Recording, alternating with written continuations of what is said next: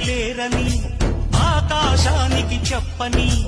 ఈ రక్తాక్షర లేఖని ఇప్పుడే పంపని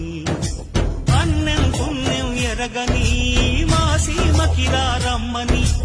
ఆహ్వానం అందించని మెరిసే చూపుని తొలగింది ముప్పు అని నీది మప్పు మనసారా నవ్వని చిరుజల్లు ముంకు మన ముంగిలంత ముత్యాలే చల్లని ఆ సాసు